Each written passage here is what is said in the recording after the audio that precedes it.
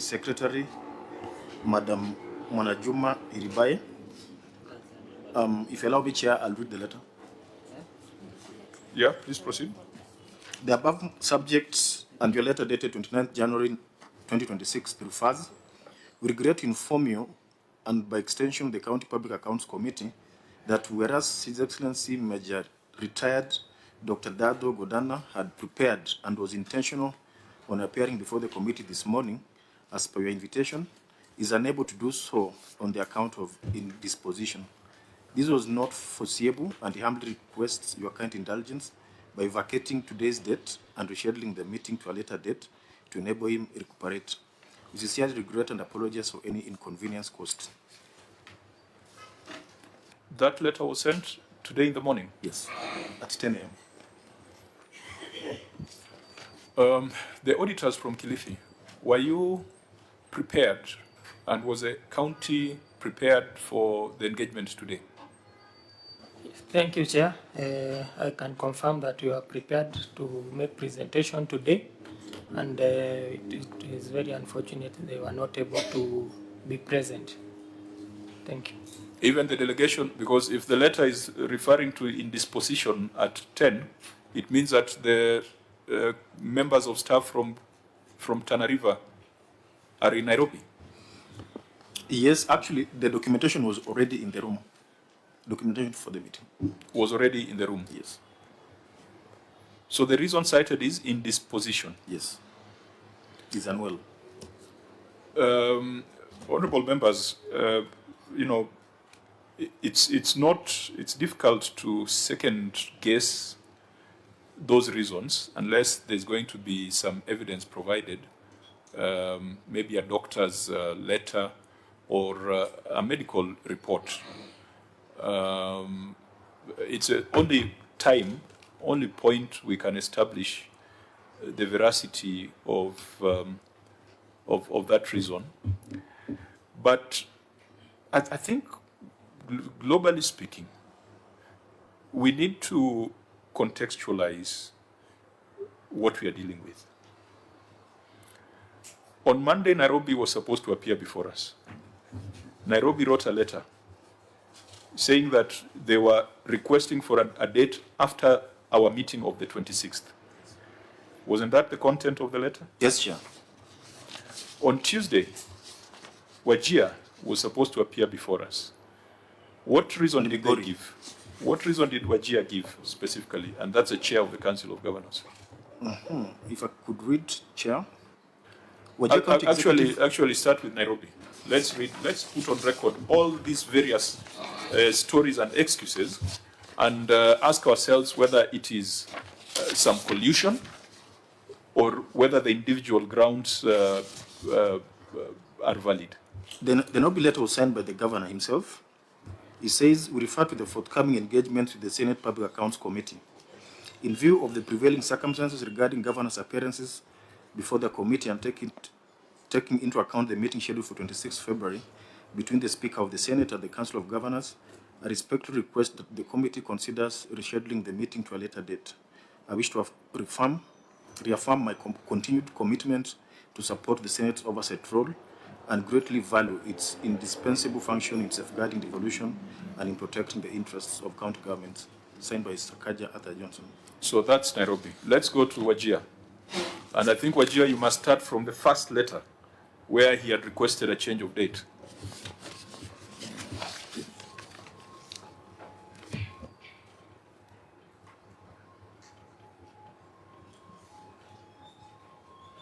If I do recall, Wajir was requesting for a variation of date from... we are looking for that letter, Chair. From the 20th to the 17th. That sought for an earlier date.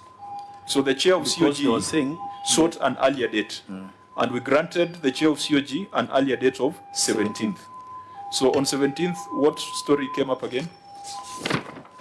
It says reference is made to your letter dated 29th January 2026 on the outstanding issues in the report of the Auditor General on the financial statements of County Executive of Wajir, the report of Receiver of Revenue Statement, and the report of County Revenue Fund. Wajir County Executive has submitted responses and supporting documents in the form of attachments and annexures to the Office of the Auditor General Garissa Hub, as directed by your office. The county executive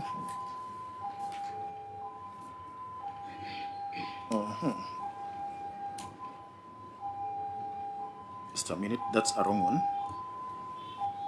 That is the letter that was submitting responses. Let me read the one that was seeking postponement.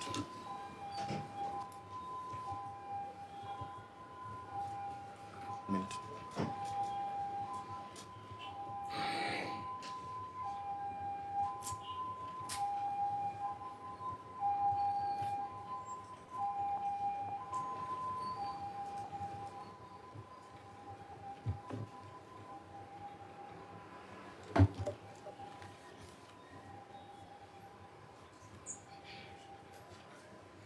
Did you post it in the group? Yes, I'm just looking for it.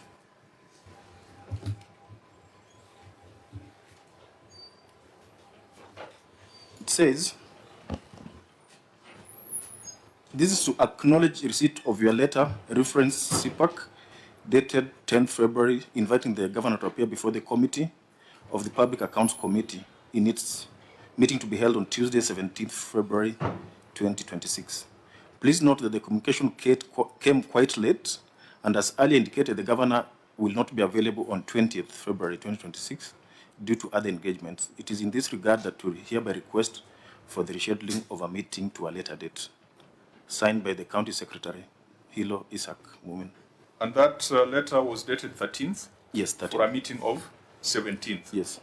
A meeting which they had requested for? Yes. So the Chair COG is not referring to the meeting of 26th? No, he's not. What about Migori, whose governor is a former chair of this committee? What was the reason? Migori given? says, I wish to respectfully request for rescheduling of the said meeting due to prior official engagements that require my attendance on the scheduled date. The engagement is of significant importance and had been confirmed earlier, making it unavoidable. So everyone is coming up with an excuse. The only person referring to the 26th meeting is Nairobi. Governor Nairobi. For avoidance of doubt, what did the Speaker communicate to the Council of Governors with regards to the meeting of the 26th? And what were the conditions?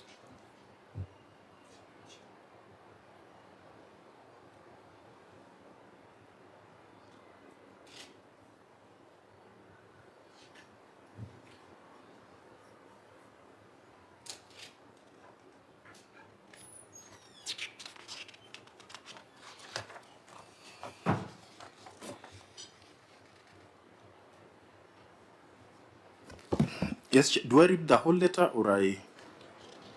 It's, Yeah. it's 3 pages. Yeah, but, well, you can paraphrase it and... The Speaker, with a letter dated 12 February 2026, wrote to the Chairperson Council of Governors on their request for engagement between the leadership of the Council of Governors and the leadership of the Senate regarding the appearance of governors before the County Public Accounts Committee. I acknowledge receipt of your letters dated 9th February and dated 11th February, on the contents whereof have been noted. I note that you present the purpose of the 2 letters as being to bring to my attention the Council of Governors' concerns and resolutions on the matter of appearances by governors before the County Public Accounts Committee, CPAC, and the County Public Investments and Special Funds Committee. Number 2, to request for an engagement with the leadership of the Senate at its earliest opportunity to address the concerns raised with a view to developing an engagement framework with the 2 committees. In the letters, you further communicate the resolution of the Council of Governors that the governors shall, with immediate effect, not appear before CPAC until the concerns raised by the committee are adequately and conclusively addressed. And B, 4 senators whom you have named be removed from the affected committees as a prerequisite to restoring confidence, integrity, and fairness in the oversight process. As you are aware, Article 125 of the Constitution provides that 1, at the House of Parliament, I think I'll skip that. As you are further aware, Article 96 of the Constitution, that also I'll skip. Another paragraph, the thrust of the foregoing provisions, and indeed the totality of the constitutional architecture, is to vest in the legislature the power and mandate to exercise oversight over all state organs and state officers in the performance of their constitutional and statutory functions. No organ, authority, or person, not least the Senate, has the power to suspend, compromise, vary, or waive the legislature's mandate. Consequently, the resolution of the Council of Governors that governors will not appear before CPAC until the concerns raised in your letter are addressed through a structured engagement between the leadership of the Senate and the Council of Governors is untenable. Earlier, the resolution of the Council of Governors that governors will only appear once for every audit cycle to respond to any queries before CPIC comprehensively is untenable. The constitutional oversight mandate is exercised by the Senate as often as whenever the Senate, in its judgment, considers appropriate, and any purported restriction or limitation of this mandate, such as proposed, is unconstitutional. This is further underlined by the decision of the High Court in the case of Hesbon Mole Agweno and Jairus Musumba and 3 others versus Nairobi City County and the Office of the Auditor General, where the court held that constitutional timelines spelled out in the Article 2294 of the Constitution, which requires that the auditors shall, within 6 months after the end of each financial year, audit and report in respect of the financial year on the accounts of national and county governments, and all funds and authorities of the national and county government must be complied with, and correspondingly, that Parliament must debate and consider such reports within 3 months after receipt of an audit report. This puts the cut-off date of the consideration of the audit reports at 31st March of each year and severely constrains the program of the Senate watchdog committees. Article 124 of the Constitution vests Parliament the power to establish committees. Allow me to skip that, Chair. The next paragraph, the foregoing notwithstanding. No. That's a very important paragraph. Just read it. Article 124 of the Constitution vests in Parliament the power to establish its committees and make standing orders for the orderly conduct of its proceedings, including proceedings of its committees. The power to appoint members of the committee and to remove them from the service of the committees is exclusively a power of the Senate, and the Council of Governors demand that certain senators be removed from the service of any committee is without constitutional anchor. The foregoing notwithstanding, the request by the Council of Governors for an engagement with the leadership of the Senate is consistent with the constitutional requirements of Article 6(2) and 189 of the Constitution for consultation and cooperation between the 2 levels of government is welcome.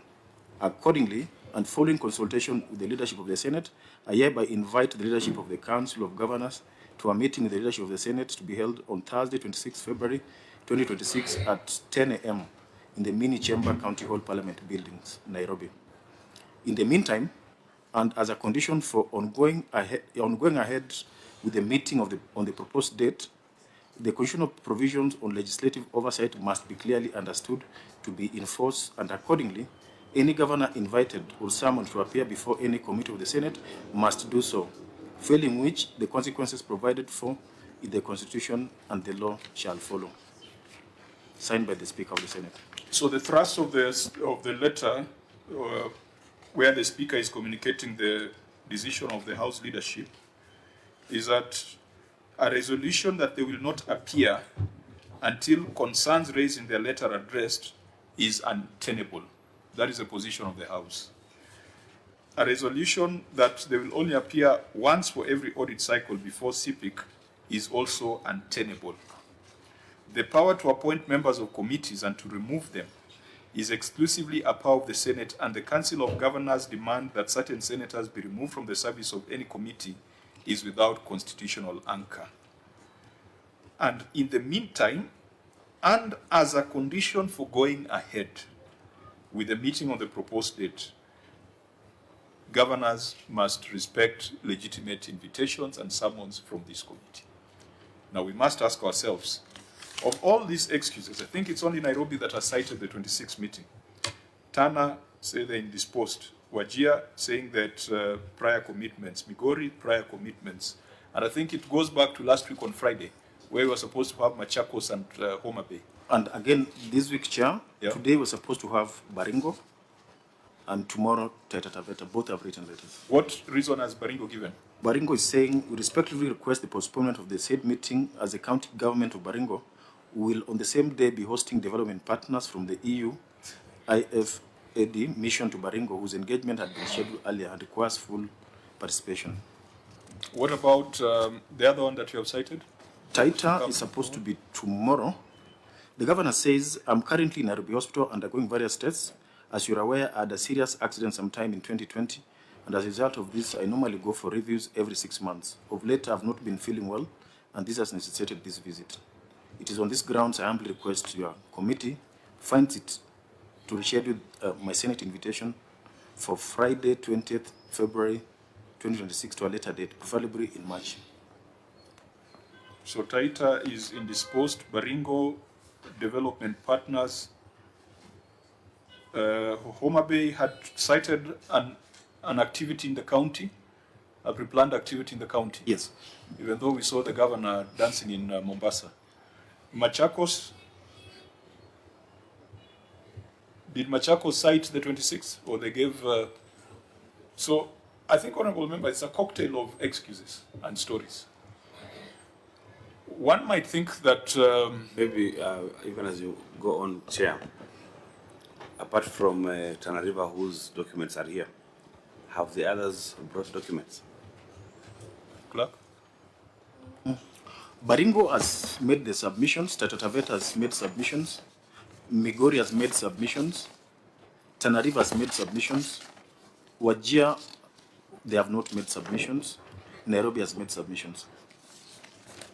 Did Homa Bay and Machakos make submissions? Yes. They did. Now, would we be stretching our imagination to think that all these excuses are just calculated to buy time, frustrate the work of this committee, and just to ensure that we get to 31st of March without having done anything substantive? And if that then is the scheme, the meeting of 26th, will it be a meeting that is held in good faith? Because so far, a lot of allegations have been made about this committee, about this institution, about the members of this committee, but none of them has been substantiated. When you talk to the governors, the only thing they're saying is that we ask very hard questions. When we talk to them, they say that tunawamulika. They would be happy if this meeting was done in darkness. And that is one thing that we as members have resolved we will never allow. For as long as this committee has sat in the 13th Parliament, all our proceedings have been live, without exception. Even when governors walk in here and attempt to clear the room of media. So those are the things that they are complaining about. They call the media people here bloggers. They would want a situation where we are prosecuting business in darkness. So I have a feeling, members, that we are not dealing with very genuine partners. We are dealing with people who are trying to run away. We are dealing with people who are praying that the constitutional timelines will lapse. And then if we make any decision outside, they'll be the first ones to run to court, saying that we made decisions outside constitutional timelines. But because some of the excuses given here are to do with health, Taita, the senator from Taita, would be in a good position to confirm or deny some of those. No, I think the senator is not a doctor, but if he comes with documentation to the effect that he was given a sick off, we would then look at how to behave. Same for Baringo, who has stated that they have an EU meeting. We can make a decision on that. Nairobi has said that they are waiting for the meeting of 26th so that they can then, that group thing and that flocking instincts, an instinct that is very common in sheep and not in humans, that then they can start appearing after that.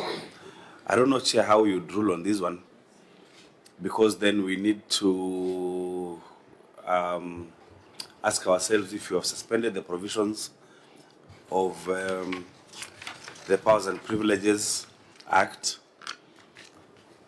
because this is not the first time we are having excuses and reasons for not attending and seeking for postponements. So then how would we determine whether this one is because of the global picture that we have, that they don't want to come because of the prevailing conditions, or is it normal seeking for postponement because of the normal, exigencies of duty, so that then you can decide whether to re-invite or to summon again?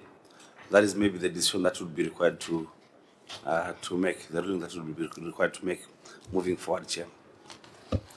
So since we invite them individually, then I think we need to deal with them individually. The Speaker in his communication was very clear that our rules of procedure have not been suspended. Our standing orders and constitutional mandate have not been suspended. And he said that as a condition for going ahead with the meeting on the proposed date, the constitutional provisions on legislative oversight must be clearly understood to be in force, and accordingly, any governor invited or summoned to appear before any committee of the Senate must do so, failing which the consequences provided for in the Constitution and the law shall follow. I think that was very clear. So members, I'll get your views, but I mean, it's black and white. Senator.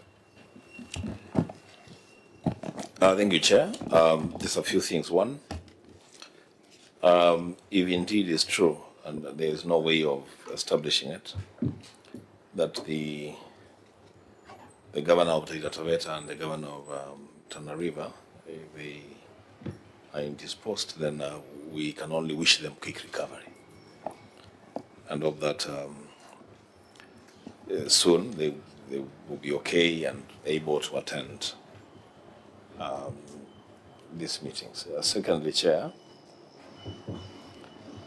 I want to, because after that meeting, I don't think we ever met again. After the meeting of the leadership of the House, I'm not sure we had this meeting.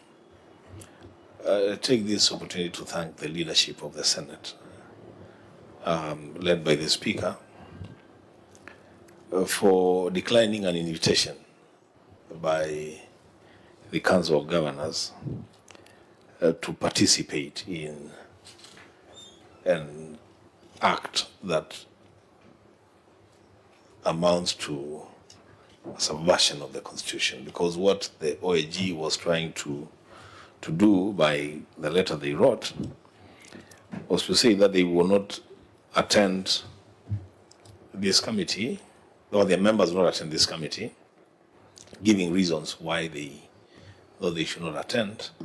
And it's like they expected that the leadership of the House then will say, okay, fine, we will suspend the meetings and wait, then after we have a meeting, we can continue with the meeting. I want to thank the leadership of the Senate for insisting that the law and the Constitution must be obeyed, and the decision to obey the law, it's a personal decision. People will decide whether they want to obey the law, they don't want to obey the law, and the consequences will follow. Thirdly, Chair,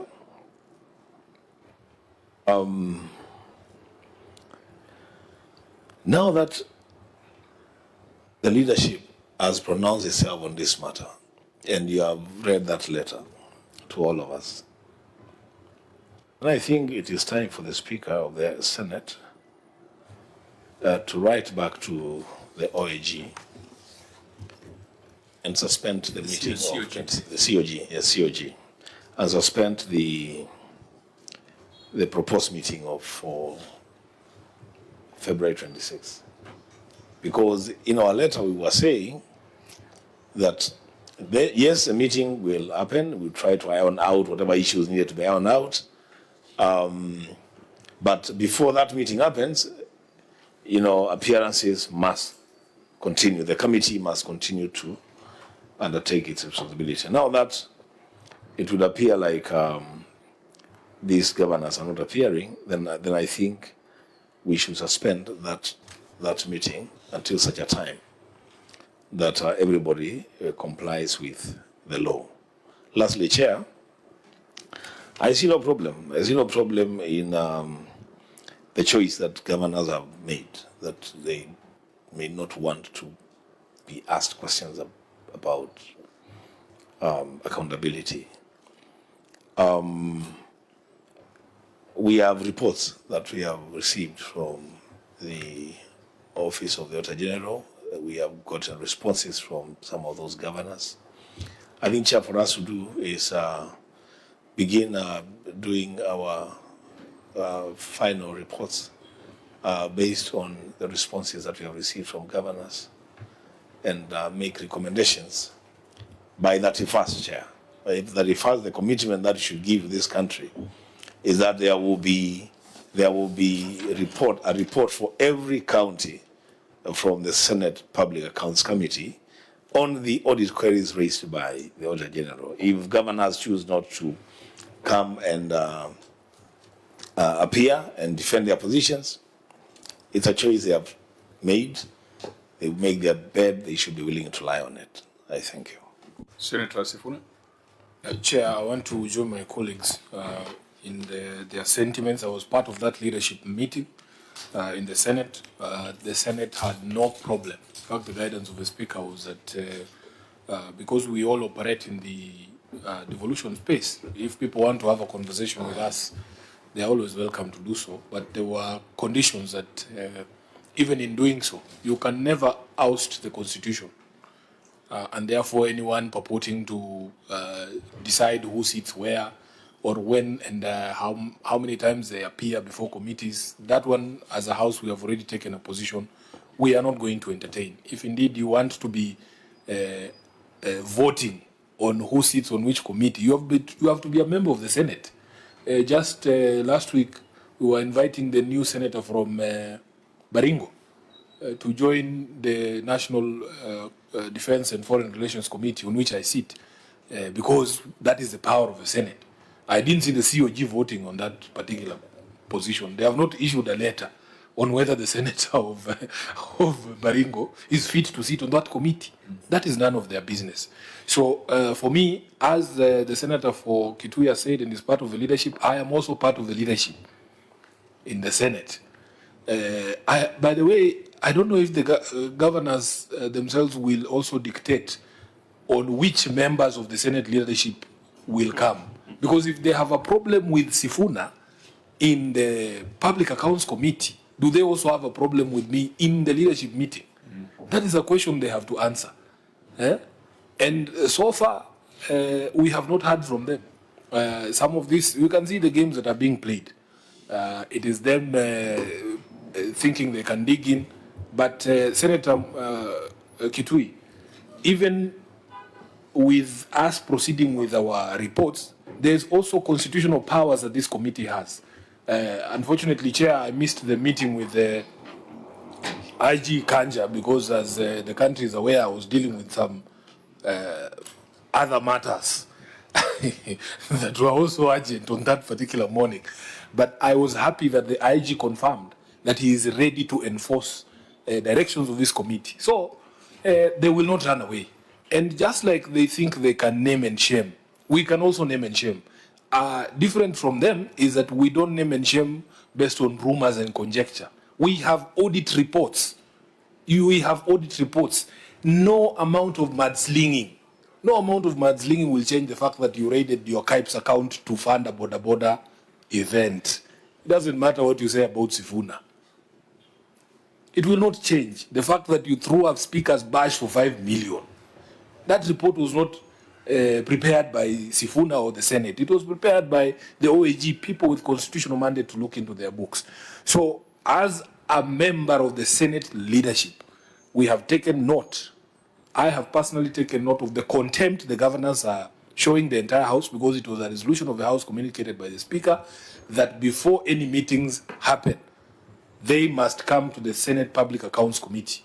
And now that they have refused, there will be no meeting, because that was a condition precedent. Let them continue mudslinging. They can call another press conference if they want, but we will continue with the work that we have sworn to do in this particular House. And Chair, I want you to remain firm. We want to remain firm. The entire House is behind you. The entire House has expressed support for this committee, because we will not be cowed. We are not cowards, but we are not people who can be bullied. If you think you can bully Sifuna, I think you need to look for somebody else to bully. Not me, but it will not happen. Thank you. Thank you for... You didn't even need to re-emphasize that. I think it's in the public domain that some people are unworkable. Vice Chair? we can pronounce ourselves. I think, first of all, I want to thank the EACC. Kinoti, you have shared with me some of the action you have taken. I think in Vihiga, you have already swung into action in terms of investigation. In Bungoma, you have swung into action. Which other counties have you started investigating on the basis of the conversations here? Chair, I can confirm those two that you've mentioned. Okay. Vihiga and Bungoma. And Bungoma. But we are also working on the others. Yes. Yeah, so, you know, to accuse a committee where the EACC sits of impropriety is to accuse all the institutions that sit here, from the EACC to the National Treasury to the control of budget. And I think, thank God that our proceedings are live, that we never have any conversation in camera. So EACC, thank you for taking that proactive action. I hope that the control of budget also, on areas where we asked you to be proactive, for example, the non-payment of gratuities in some counties, like I think Trans Nzoia was one of them. I don't know whether you have started some conversations on that. Yes, Chair. We've already done our back to office report in the proceedings of this House. Okay. Yeah. Yeah, so let's make sure we take action from the relevant institutions. I also want to thank the leadership for making it clear that there are things that the Senate is not going to tolerate.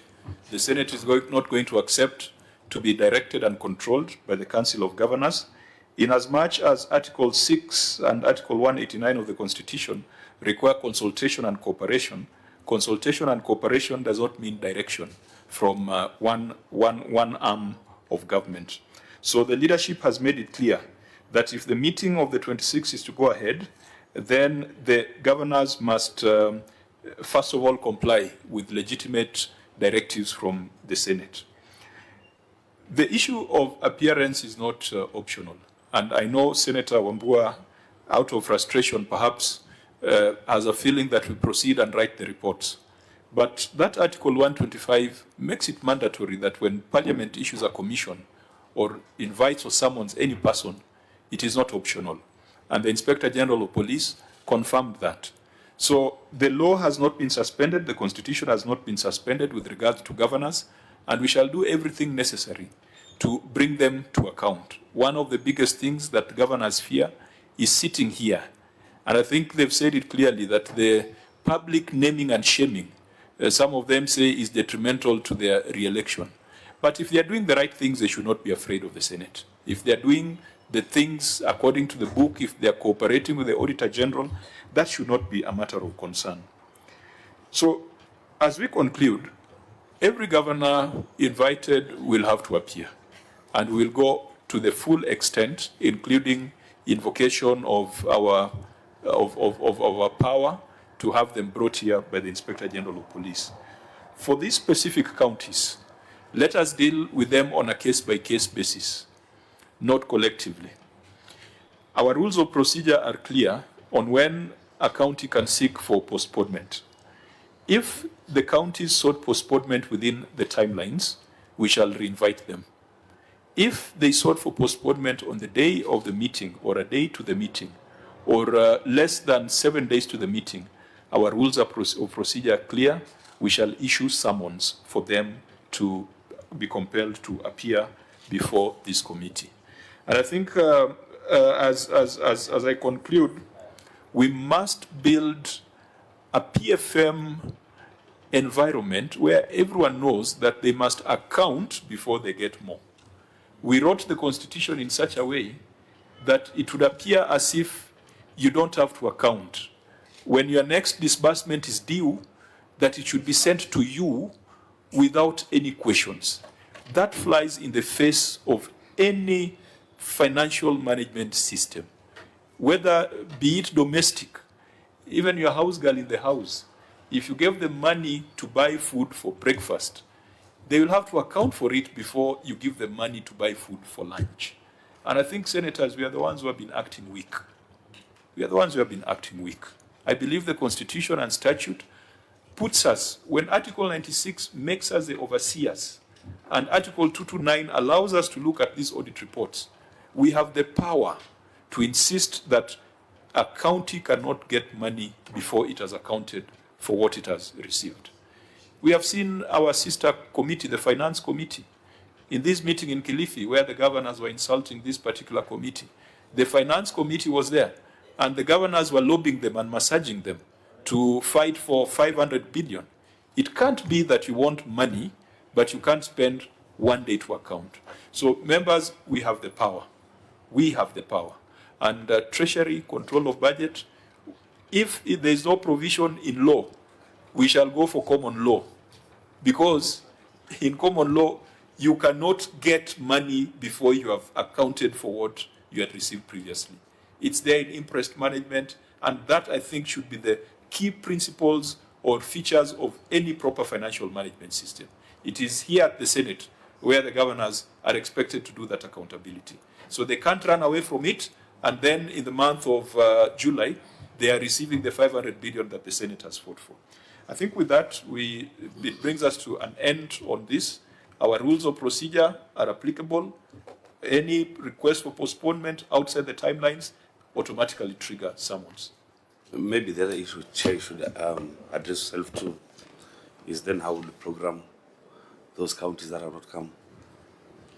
Will we maybe then congest our program more to have maybe more counties in the coming weeks and congest them within the program that is ongoing, or do we push them after the end of the program?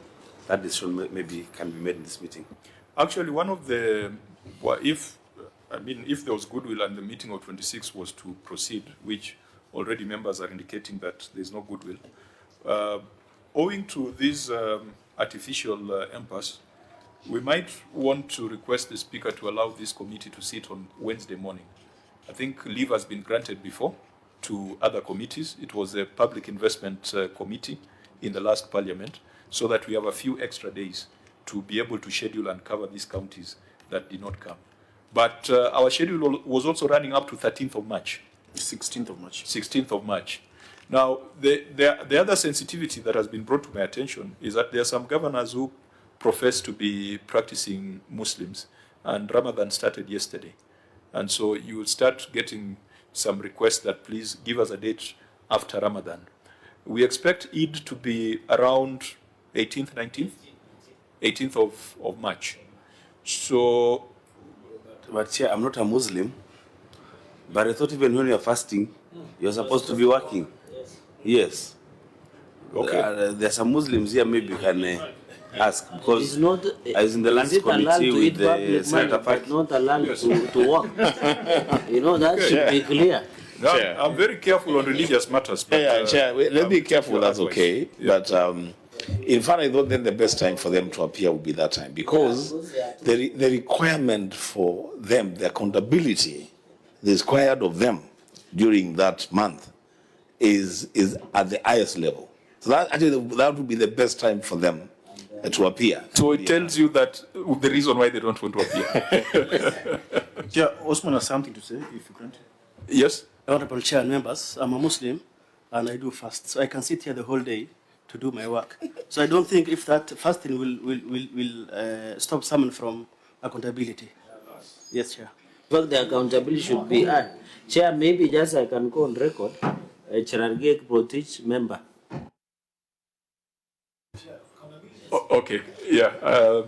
So then I think I'm being oversensitive as far as religious convictions are concerned. So let's then go with what the Constitution requires. Chair, even I can speak as a Catholic.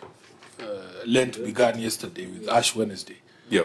And the only thing we are scaling down is consumption of red meat. But not work. We will continue working. Okay, so then let that not be a serious consideration. But I think, Senator Vice Chair, you had asked, we could ask for Wednesday, if we agree, for Wednesday morning to allow us to complete our work. And yes.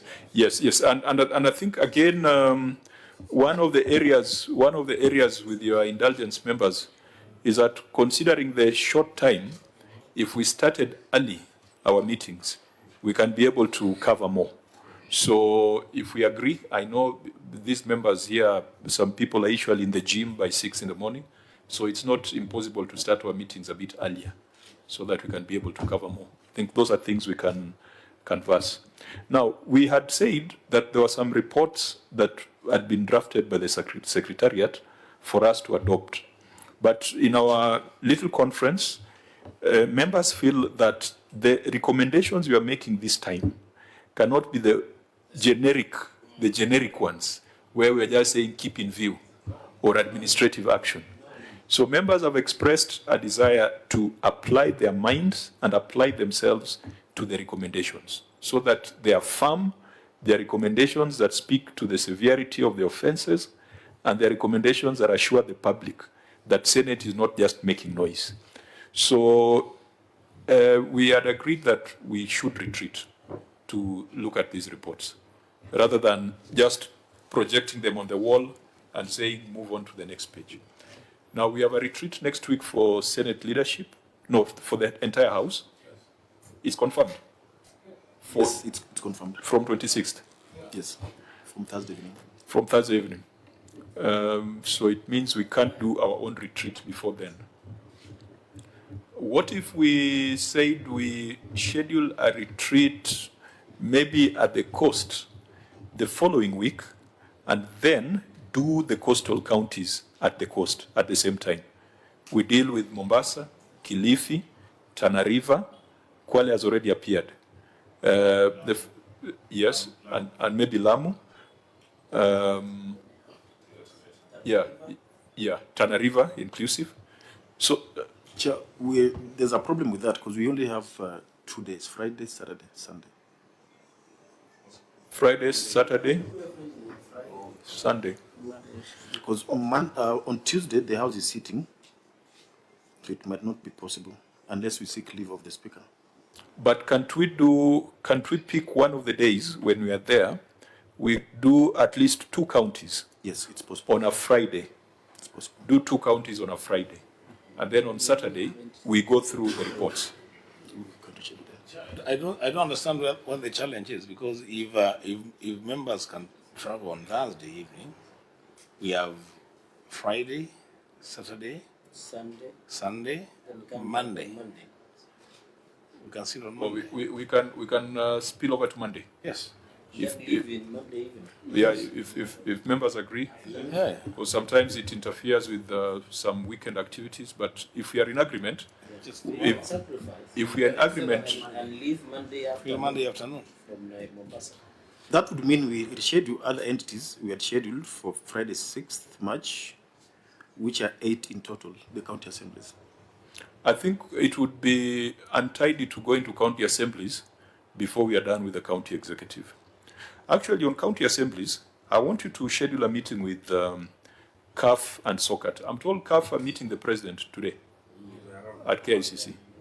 I'd like us to schedule a meeting with CAF because I've gotten a request from Bungoma.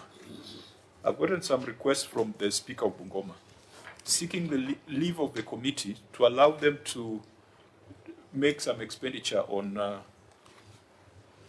SOCAT.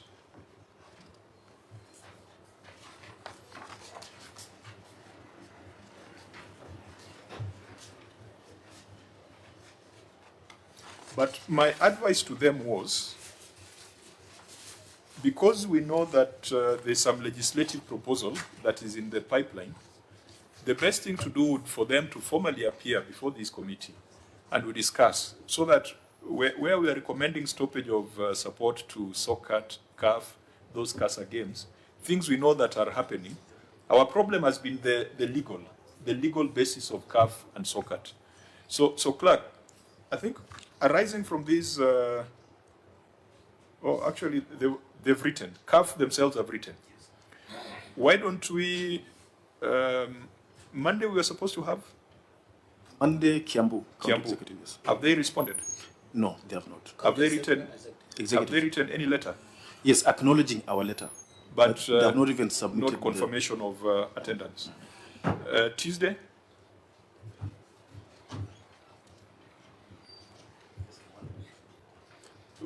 because we could have a conversation with CAF and SOCAT so that it's on record that we take note that the legislative proposal, I think it has left the Senate.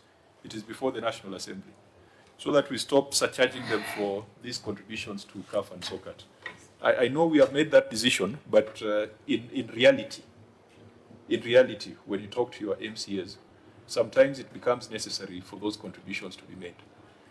It offends the law because CAF and SOCAT are not audited. But if there's something going on, if Parliament is going on with some process to regularize it, then maybe it should not be a very big problem that we hold against the members of county assemblies. Because really, in this fight with the governors, it's not just, the governors don't just have a problem with the Senate. Most of these governors would be very happy if there was no assembly. If they would just be given money to spend without question. So we need to have the assemblies also on our side in this fight. On Tuesday, we had Lamu and Nyamira. Lamu and Nyamira. No indication yet on their... None. Chair, even for Monday, with the only Kiambu, we could fit CAF, say for 1 hour or 1 hour and a half. The only challenge with that is the timeline. Today is Thursday. The notification. Or the notification. No, but they're usually very flexible. I can see their letter is dated 16th February. They are around here in town. I'll probably look for some of them informally so that we can see if we can have a meeting next week before even that meeting of 26th. Because if governors do not want to appear before the Senate, then definitely they will not want to appear before county assemblies. So we must be together in this fight against impunity. So so it's possible. Members are saying they can sacrifice the weekend and we go up to Monday. So you reorganize. We can reschedule those assemblies that were to come on Monday, so that that weekend we are done with the coastal counties. Mombasa has shown great impunity. Great impunity. The governor is a former chair of an oversight committee, but has never availed himself before this committee, prioritizing other things. Let me not say them on record. So we deal with Mombasa, we deal with Tana River, we deal with Kilifi, Lamu. So we can have on a Friday 2 of the entities, on a Monday 2 of the entities, Saturday, Sunday we deal with the reports. Members, that's okay, so that we allow the Secretariat to deal with the details? Fine. Are you going on record? Yeah. So, is there any other business? Again, there was the issue of the BPS. Now, looking at the time, and we had agreed with members earlier that we're going to have a brief meeting, I would like the brief to be circulated on the page, and then, in as much as we don't need to make submissions on it, it's important for us to understand what the budget portends, because I'm told the BPS has 420 billion as equitable share. The presidency was talking of 497 billion. Sam Atandi in his village rallies is talking of 450 billion. Governors are asking for 500 and something billion. So I think those are numbers that we need to understand. So maybe we can have that presented next week before the committee. Clerks, we can have that presented next week. Yes. It's fine. Any other business? There being no other business, the meeting is adjourned.